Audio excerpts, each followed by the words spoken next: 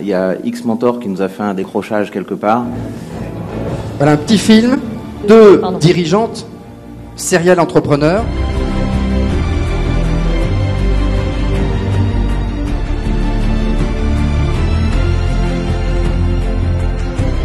C'est bien. Sandra Legrand. Très opérationnel, tactique. Et Catherine Barba. Surtout super.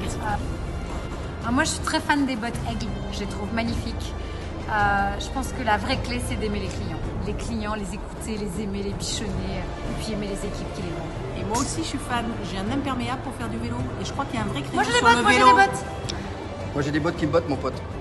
Top. Un petit clin d'œil sur la chronique stratégie avec Catherine, l'excellente, la maîtresse du business digital. Flattez-moi. Hein oui, qui apporte un peu de savoir-faire des États-Unis, puisque tu es depuis quelques temps maintenant aux États-Unis. C'est ça. New et York, surtout ça marche, sur hein. M6 tous les mardis soirs Et à surtout M6. 21h. Voilà.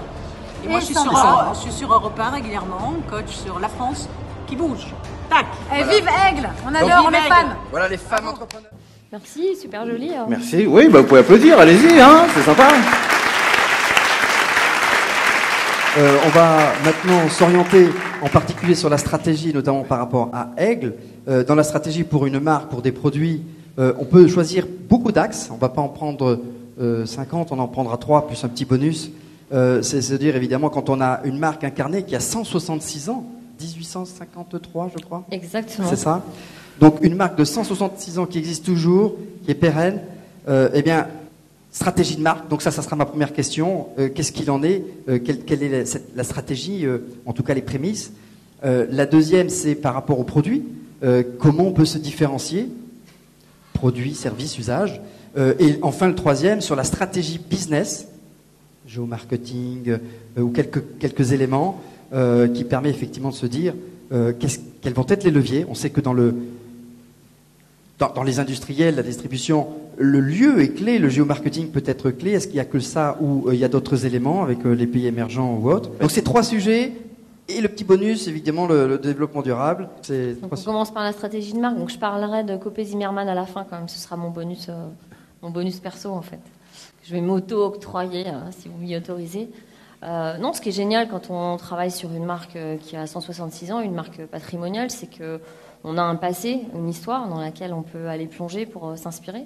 L'histoire de Aigle, elle est très intéressante puisque la marque a été créée au départ par un entrepreneur américain qui est venu en France. Donc on était déjà dans la diversité, qui a créé en fait au départ à la fois des bottes en caoutchouc pour travailler dans les champs, mais aussi des chaussures en caoutchouc quand les trottoirs de Paris n'étaient pas ce qu'ils sont aujourd'hui, qu'ils étaient un petit peu boueux et qu'il fallait pouvoir sortir.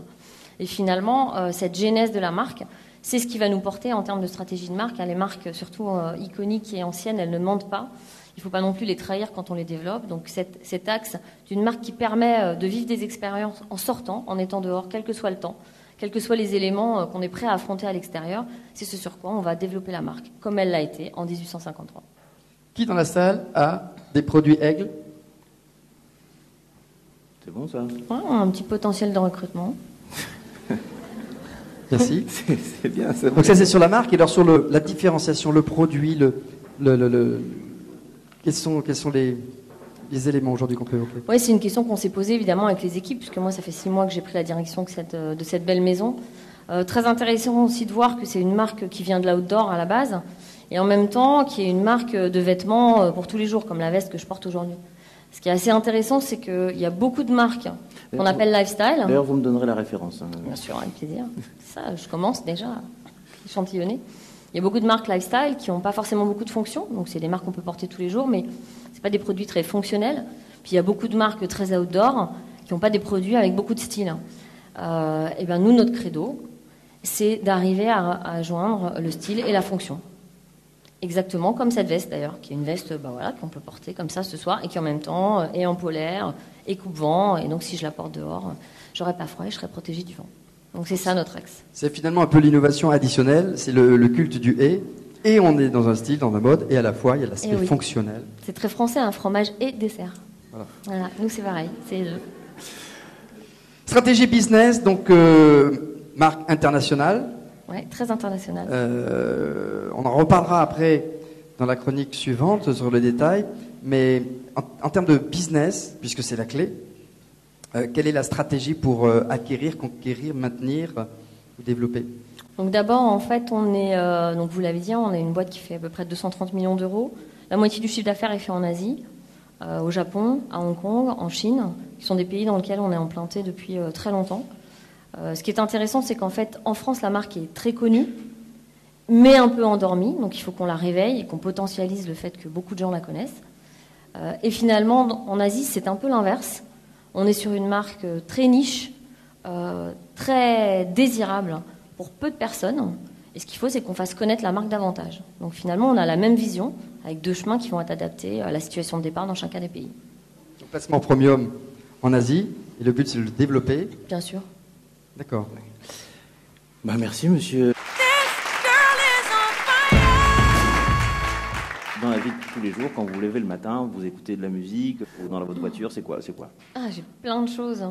J'ai plein de choses que j'écoute tout le temps de la musique. Ce que je peux vous dire, c'est que tous les jours, pour aller de chez moi au bureau et du bureau à chez moi, j'écoute de la musique. D'accord. C'est ce qui me permet de faire un sas et de pas confondre, vous voyez, de pas commencer à parler de résultats opérationnels à mes enfants et voilà. Donc la musique, c'est très important pour moi, c'est mon sas en fait.